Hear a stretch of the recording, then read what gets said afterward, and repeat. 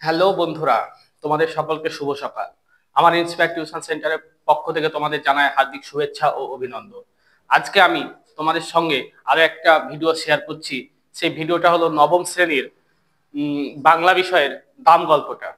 আমাদের পশ্চিমবাংলায় এমন অনেক ছাত্রছাত্রী আছে যারা লাইন বাই লাইন পড়তে পারে না, তারা বিষয়টাকে শর্ট করে বুঝে নিতে চায়। আর আমি সেই সমস্ত ছাত্রছাত্রীদের মুশকিলটাকে আসান করার জন্যই আমি শামীম স্যার তোমাদের সঙ্গে রয়েছি। তো তোমরা ভিডিওটা স্কিপ না করে পুরোটা দেখতে থাকো। দেখো, আজকে আমাদের যে গল্পটা রয়েছে সে গল্পটা হচ্ছে দাম গল্প। এই দাম গল্পটা লিখেছেন নারায়ণ গঙ্গোপাধ্যায়। তাহলে কে লিখেছেন? নারায়ণ গঙ্গোপাধ্যায়। আর এই দাম গল্পের মূল যে গ্রন্থটার নাম, সেটার নাম হচ্ছে এক্সিবিশন। এই তথ্যটা অনেক বইয়ে দেওয়া নেই, তাই তোমরা একটু এই বিষয়টাকে একটু চোখে চোখে রাখবে। আর আমাদের এই দাম গল্পটা নেওয়া হয়েছে শারদিয়া তরুণের স্বপ্নতে, এই জায়গা থেকে আমাদের দাম গল্পটা নেওয়া হয়েছে। তো এই দাম গল্পটাকে আজকে আমি একটি অভিনব পদ্ধতির মাধ্যমে তোমাদেরকে বিষয়টা বোঝানোর চেষ্টা করব। আশা করি তোমরা ভিডিওটা দেখে অনেকটা উপকৃত হবে। তো আমি এই দাম গল্পটাকে কয়েকটা পয়েন্টের মাধ্যমে ব্যাখ্যা করার চেষ্টা করছি। আমরা দাম গল্পের শুরুতেই দেখতে পাই যে মাস্টার মশাইয়ের ঘটনা। তবে এটা বলার আগে একটু বলে দিই, এখানে দাম বলতে কোনো জিনিসপত্রের দামের কথা বলছে না। আমরা বাজারে যখন কিনতে যাই তখন বিভিন্ন জিনিসের বিভিন্ন রকম দাম থাকে, কিন্তু এখানে কিন্তু কোনো দামের কথা বলছে না। তাহলে এখানে কোন দামের কথা বলছে? এই গল্পটা যদি আমরা পড়ি তাহলে তোমরা সমস্ত পাঠকবর্গ এই গল্পের শেষে তোমরা নিজেরা এর উত্তর পেয়ে যাবে কোন দামের কথা বলা হয়েছে। তো চলো শুরু করা যাক। গল্পের শুরুতেই আমরা দেখতে পাই যে মাস্টার মশাইয়ের ঘটনা। আমরা আগে মাস্টার মশাই সম্পর্কে জানবো। এই মাস্টার মশাই ইনি হচ্ছেন একজন বিজ্ঞান বিভাগের ছাত্র। তিনি আমাদের ক্লাসে অঙ্ক করান এবং তার আশ্চর্য পরিষ্কার ছিল তার মাথা। তিনি মুহূর্তের মধ্যে যে কোনো জটিল জটিল অঙ্ক আমাদের সামনে তুলে ধরতেন, আর আমরা সবাই রোমাঞ্চিত হয়ে দেখতুম যে তিনি কিভাবে এই কঠিন কঠিন অঙ্ককে সলভ করছেন। তো সেই রকমই আমরা একটা কিন্তু ঘটনার বর্ণনা আমরা কিন্তু গল্পের শুরুতেই পাই। আর ইনি যে স্কুলের মাস্টারমশাই ছিলেন, প্রত্যেকটা ছাত্রছাত্রীর মনে একটা আতঙ্কের জায়গা সৃষ্টি করেছিলেন। এজন্যই গল্পের প্রথম লাইনে বলা হচ্ছে, স্কুলে কি বিভীষিকায় যে ছিলেন ভদ্রলোক। তাহলে আমরা প্রথমে বুঝতে পারলাম যে আশ্চর্য পরিষ্কার ছিল তার মাথা, এবং তিনি তার মেধা ও বুদ্ধির দ্বারা যে কোনো জটিল জটিল অঙ্ককে মুহূর্তের মধ্যেই সলভ করতেন। আর এটা ছাত্রছাত্রীরা ভেবে হতবাক হতো। তো এই মাস্টার মশাইকে নিয়ে ছাত্রদের ধারণা কি ছিল, আমরা নেক্সট পয়েন্টের মাধ্যমে এটা দেখবো যে মাস্টার মশাইকে নিয়ে ছাত্রছাত্রীরা কি কি ভাবতো। কারণ এখানে মাস্টার মশাইকে নিয়ে ছাত্রছাত্রীরা ভাবতো যে আগে থেকেই হয়তো বোর্ডে কোনো কিছু লেখা আছে অদৃশ্যভাবে, স্যার হয়তো সেটার উপরে হাত বুলিয়ে বুলিয়ে লিখছেন, এরকম হয়তো ছাত্রছাত্রীরা ভাবতো। আর কি কি ভাবতো? ধরে নাও কোনো ছাত্র যদি অঙ্কে 100তে 100 পেয়েছে, তারা পর্যন্ত সেই অঙ্কের মাস্টারমশাইকে দেখে ভয় করতো। আর আমরা তো টেনে টুনে খুব বেশি হলে 20 পাই, তাহলে আমাদের অবস্থা সহজেই কল্পনা করা যেতে পারে। আর কেউ যদি মাস্টারের ধমক খেয়ে বা চর খেয়ে যদি কেউ কাঁদতো, তাহলে তার অবস্থার 12টা আরো বেজে যেত। কারণ তিনি গলা ফাটিয়ে হুঙ্কার দিয়ে বলতেন, কাঁদলে পারে পা ধরে ছুঁড়ে ফেলে দেবো পুকুরে। আর এটা যে উনি পারতেন তা তার চর বা হুঙ্কার দেখেই বোঝা যেত। আর তিনি প্রত্যেকটা যুব সমাজকে একটা কথা বলেছেন, তোরা পুরুষ মানুষ, অথচ পুরুষ মানুষে অঙ্ক পারিস না, তোদের লজ্জা লাগে না? এই যে ব্যাপারটা সত্যি একটা আমাদেরকে ভাবায়। তো আমরা এখানে দেখতে পেলাম যে মাস্টার মশাইকে নিয়ে প্রত্যেকটা ছাত্রদের কিন্তু নানান চিন্তা ভাবনা। তো মাস্টার মশাই কি বলছে দেখো, যে পুরুষ, পরবর্তী পয়েন্টে বলছে, যে পুরুষ অঙ্ক জানে না তিনি নাকি স্বর্গে প্রবেশ করতে পারবেন না। আর এটা কোথায় লেখা আছে? লেখা আছে প্লেটোর দরজায়। তো এবার আমাদের যে মেন কথক, তার নাম হচ্ছে সুকুমার। তো তিনি মনে মনে ভাবলেন যে মাস্টার মশাই স্বর্গের বিষয়টাকে আবিষ্কার করলো কোথা থেকে? যে স্বর্গে প্রবেশ করতে গেলে অঙ্ক জানতেই হবে, সেই স্বর্গ থেকে আমাদেরকে লক্ষ যোজন দূরে থাকা উচিত। এবার এখানে অনেকে প্রশ্ন করবে যে স্যার, যোজন কথার অর্থ কি? যোজন হচ্ছে দূরত্ব মাপার একক। সেজন্য এখানে সুকুমার বলেছে সেই স্বর্গ থেকে আমাদেরকে দূরে থাকাই ভালো। তারপরে আমরা দেখব যে এতটা পর্যন্ত আমরা দেখতে পাচ্ছি যে স্কুলের মাস্টার মশাইকে নিয়ে বিস্তারিত ঘটনা। এবার সুকুমার বড় হচ্ছে, সে ম্যাট্রিকুলেশন পাস করেছে, আর ম্যাট্রিকুলেশনের পর থেকে অঙ্কের হাত থেকে রেহাই পেয়েছে, এবং তার সাথে সাথে সেই বিভীষিকাময় অঙ্কের মাস্টার মশাইয়ের হাত থেকেও রেহাই পেয়েছে। কিন্তু সেই মাস্টার মশাইয়ের যে বিভীষিকা, সেটা আমাদের মন থেকে মুছে গেল না। সুকুমার বড় হয়ে গেছে, সে এখন এমএ পাস করেছে। এমএ পাস করার পরেও সে একদিন রাত্রিবেলায় স্বপ্ন দেখছে। স্বপ্ন দেখে দেখছে না তো যে লাস্ট ঘন্টা পড়বে, ঠিক এমন সময় একটা অঙ্ক এখন পর্যন্ত মেলাতে পারেনি। আর আমার চোখের সামনে দাঁড়িয়ে আছে কে? সেই অঙ্কের বিভীষিকাময় মাস্টার। তার চোখ দিয়ে যেন আগুন ধরছে, আর দাঁতগুলো মিচমিচ করছে, মানে আমাদেরকে মনে হচ্ছে এখনই গিলে খাবে, এরকম একটা ব্যাপার। তো এই দৃশ্যটা ভেবে সুকুমার চমকে ওঠে।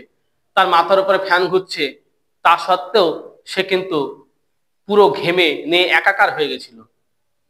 তারপর আমরা দেখতে পাই যে সুকুমার এখন বাংলা কলেজের প্রফেসর। সে এখন কলেজে বাংলা পড়ায়। সুকুমার এখন অনেক বড় হয়ে গেছে। তো এমত অবস্থায় পরবর্তী যে পয়েন্টটা রয়েছে, পত্রিকার পক্ষ থেকে একটা ফরমাস আসলো, অফার আসলো।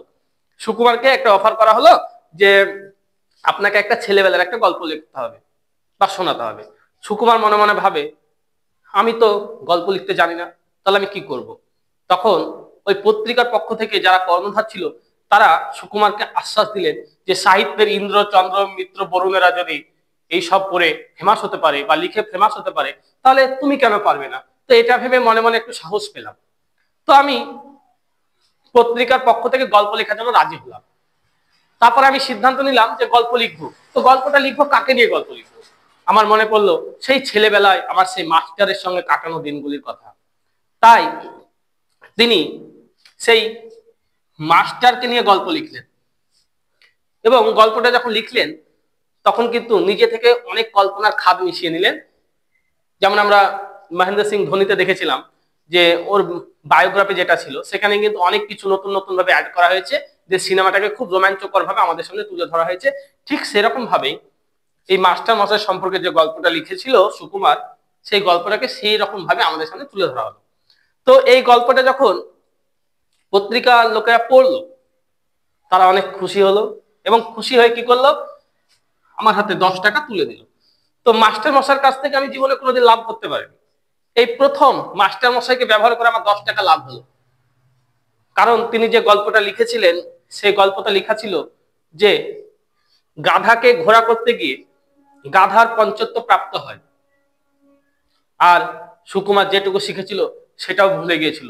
এখন 2 এ 2 হয় না 5 হয়, সেই বিষয়ে সুকুমারের সন্দেহ ছিল।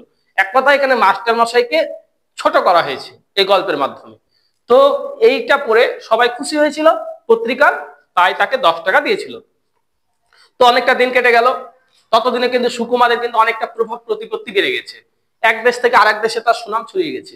ঠিক এমন অবস্থায় বাংলাদেশের কোন এক প্রান্তের কলেজ থেকে সুকুমারকে অতিথি হিসাবে ডাকা হয়েছে। তো সুকুমার মনে মনে ভালোই ফর্মে আছে, যেহেতু আমাকে ডাকা হচ্ছে বাংলাদেশে কোন একটা কলেজ থেকে। আমাকে যদি এখন লন্ডন থেকে ডাকে, তাহলে স্বাভাবিকভাবেই আমি খুশি হব, এটা তো স্বাভাবিক। তো ঠিক সেরকম ভাবেই সুকুমারও কিন্তু এখানে অনেকটা খুশি হয়, এবং সে মনে মনে ভাবে এভাবে যদি মাঝে মধ্যে 2-1টা ডাক পাওয়া যায়, তাহলে ফ্রিতে ভ্রমণ করা যাবে। আর সুকুমার এখানে কিন্তু একটা প্রবাদ বলতে থাকে। সে প্রবাদটা কি, যে এখানকার চড়ুই পাখিও নাকি রাজহংসের সম্মান পায়। কোথায়? বাংলাদেশে। তাহলে আমরা এটা বুঝতে পারলাম যে আমাদের এখানকার চড়ুই পাখি বাংলাদেশে যখন যায়, তখন স্বাভাবিকভাবে তারা সেখানে রাজোচিত সম্মান পায়, সেজন্য তাকে রাজহংসের সঙ্গে তুলনা করা হচ্ছে। ঠিক আছে? তো এখানে সুকুমারকে কিসের জন্য ডাকা হয়েছিল? বক্তৃতা দেওয়ার জন্য। সুকুমার চেয়ারে বসে চা খাচ্ছে, এমন সময় কয়েকজন সম্মানীয় ভদ্রলোক আসলো অটোগ্রাফের খাতা নিয়ে, এবং সবাই অটোগ্রাফ নিচ্ছে। আর সুকুমার মনে মনে ভাবে যে আমি যদি বাংলাদেশে না আসতাম, তাহলে হয়তো আমি জানতেই পারতাম না যে আমার এতটা পাওয়ার বা আমার এতটা প্রভাব বা মানুষ আমাকে এতটা চায়। এটা কিন্তু সুকুমার কোনোদিনই জানতে পারতো না। তাই সুকুমার এটা মনে মনে ভেবে ভালোই আনন্দ ও খুশিতে আছে আর কি। তো দেখো কি হচ্ছে, এবার উনার স্টেজে বক্তৃতা দেওয়ার সময় এসছে, বক্তৃতা দিতে গেছে। সেখানে তিনি কি করলেন, রবীন্দ্রনাথ থেকে 12টা উদ্ধৃতি দিলেন আর একটা ইংরেজি কোটেশন বললেন। সেটা কার কোটেশন জানি না, কিন্তু সুকুমার কি করলেন, এই কোটেশনটাকে বার্নার্ড শয়ের নামে চালিয়ে দিলেন। শেষে কি করছেন, শেষে তরুণদের জন্য একটা বক্তব্য রাখলেন। আর এই তরুণদের জন্য যে ঝাঁঝালো বক্তব্যটা রেখেছিল, তখন ঝাঁঝালো বক্তব্য দিতে গিয়ে সামনে যে টেবিল ছিল, টেবিলের উপরে এক ঘুষি মারার সময় টেবিলের উপরে যে ফুলদানিটা ছিল সেটা পড়ে যাচ্ছিল। অল্পের জন্য সেই ফুলদানিটা রক্ষা পেল। চারিদিকে সবাই সুকুমার সুকুমার করে আওয়াজ তুলছে, সুকুমার যেন আনন্দের জোয়ারে ভাসছে। সুকুমারের বক্তৃতা শেষ হয়, সুকুমার গেস্ট রুমে বসে আছে। এমন সময় কিছু যুবক যুবতী সুকুমারের সঙ্গে দেখা করতে আসছে, আর তার সাথে আসছেন কে, সেই কলেজের বুড়ো প্রিন্সিপাল। বুড়ো প্রিন্সিপাল মুগ্ধ হয়ে বললেন, যেমনই তোমার সুমধুর ভাষণ তেমনই তার সারগর্ভ, তুমি খুব সুন্দর বলেছো সুকুমার। এটা মনে মনে ভেবে সুকুমার খুবই আনন্দিত হয়। আর যুবক যুবতীরা আসে, তার কাছে অটোগ্রাফ নেয়, তার সঙ্গে কথা বলতে থাকে। তখন সমস্ত যুবক যুবতী বলে, আপনি খুব সুন্দর বলেছেন। তখন সুকুমার এর উত্তরে কি বলছে জানো, সুকুমার বলছে, আজকে না হলে আমার শরীরটা খারাপ, তাই হয়তো আমি মনের মতো করে বলতে পারিনি, কিন্তু শরীর ভালো থাকলে হয়তো এর থেকে ভালো হতো। এইটা শোনার পরে যুবক যুবতীরা ভাবতে থাকে, শরীর খারাপ তাই এত সুন্দর বক্তৃতা দিয়েছে, তাহলে শরীর ভালো থাকলে কি হতো, প্রলয় হয়ে যেত। এমন সময় বাইরে থেকে একটা ছেলে আসলো এবং এসে বলছে যে আপনাকে একটা বৃদ্ধ লোক ডাকছে। প্রিন্সিপাল তাকে বললেন, তো বৃদ্ধ লোকটাকে এখানে নিয়ে আসো না। সেই ছেলেটা জানালো যে বৃদ্ধ লোকটি আসতে চাইছেন না। সুকুমার মনে মনে ভাবলো, হয়তো আমার বক্তৃতা শুনে হয়তো কেউ খুশি হয়েছে, তাই হয়তো আমার সঙ্গে দেখা করার জন্য আসছে। তো এখানে কি হচ্ছে, সুকুমার সেই ছেলেটার সঙ্গে যায়। সে বাইরে একটা হলের বাইরে একটা ফিল্ডের দিকে দাঁড়িয়ে আছে। আকাশটা প্রায় সন্ধ্যার মুহূর্ত, মুখটা ঠিক ভালোভাবে চেনা যাচ্ছে না। কাছাকাছি যেতেই লোকটার চেহারাটা আমার নজরে আসলো। বৃদ্ধ একটা কুজো লোক, মাথার চুলগুলো চিকমিক চিকমিক করছে। আর তখনই একটা ভয়ানক কণ্ঠস্বর সুকুমারের কানে এলো, সুকুমার। এই কথা শোনার পরে সুকুমারের মনের মধ্যে একটা ভয়ের শিহরণ বয়ে গেল। আর তখন সে বুঝতে পারে এই হচ্ছে সেই মাস্টার মশাই। তারপরে সুকুমার সৌজন্যবোধের খাতিরে মাস্টার মশাইয়ের পা ছুঁয়ে প্রণাম করলো। আর মাস্টার মশাই ছাত্র হিসাবে সুকুমারকে আশীর্বাদ করলেন, তুমি বেঁচে থাকো বাছা, তোমার নাম যশস্বী খ্যাতি হোক। তারপরে এভাবে কথা বলতে বলতেই মাস্টার মশাই জানায় যে রিটায়ার করার পরেই আমি এই জায়গায় এসে মাথা গুঁজেছি, তুমি বক্তৃতা দিতে আসবে শুনেই আজকে আমি এখানে ছুটে এসেছি, তুমি খুব সুন্দর বলেছো। তখন এটা শোনার পরে সুকুমার বলে, না মাস্টার মশাই, আমি আপনার সামনে মিথ্যা কথা বলবো না, আমি খুব সুন্দর বক্তা না। কিন্তু মাস্টার মশাই জানায়, সত্যি তুমি খুবই ভালো বলেছে। কিন্তু এখানে সুকুমার মনে মনে ভাবে, কারণ যার বুদ্ধি তীক্ষ্ণ ছুরির থেকেও ধারালো, তার সামনে যদি আমি এরকম ফাঁপা ফানুষের বক্তৃতা দিয়েও যদি তার মন জয় করতে পারি, তাহলে ধরে নিতে হবে তিনি তার বয়সের কারণে আমার এই বক্তৃতাটা ভালো লেগেছে। এমন সময় কি হচ্ছে, কথা বলতে বলতেই মাস্টার মশাই বুক পকেট থেকে একটা চিঠি বের করলেন। চিঠি বের করে সুকুমারকে দেখালেন। কোন চিঠি?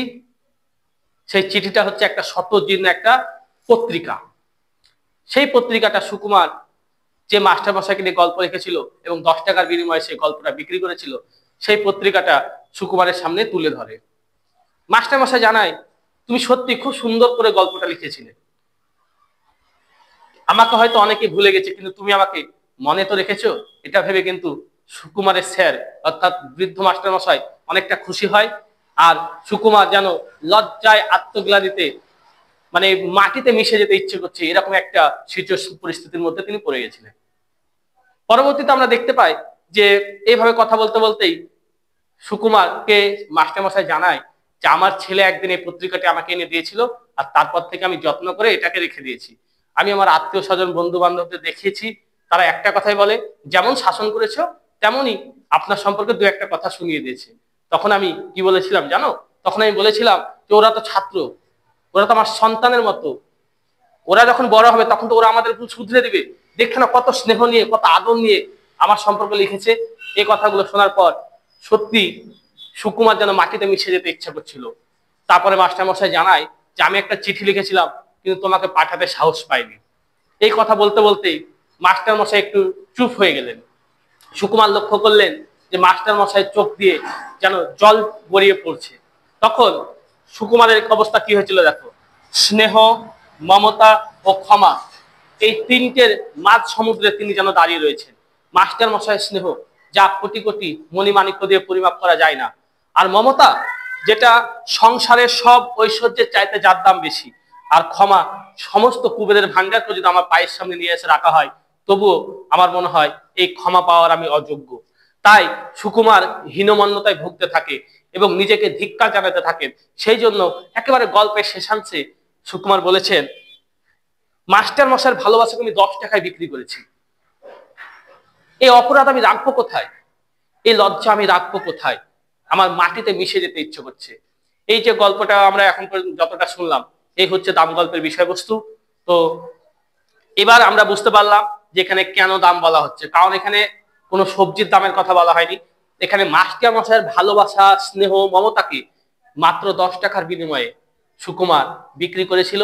আর সেই প্রসঙ্গেই আমার মনে হয় এই নামকরণের সার্থকতা যথার্থ। তো বন্ধুরা, তোমাদের যদি এই ভিডিওটা ভালো লাগে তাহলে অবশ্যই তোমরা লাইক, কমেন্ট, শেয়ার করবে। আর আমার এই চ্যানেলে প্রতিনিয়ত নবম, দশম, একাদশ ও দ্বাদশ শ্রেণীর বাংলা বিষয়ের প্রত্যেকটা গল্প, কবিতা আমি এভাবেই পয়েন্টের মাধ্যমে তোমাদেরকে তুলে ধরার চেষ্টা করব। আজকের মতো এটুকুই। তোমরা সকলে ভালো থাকবে।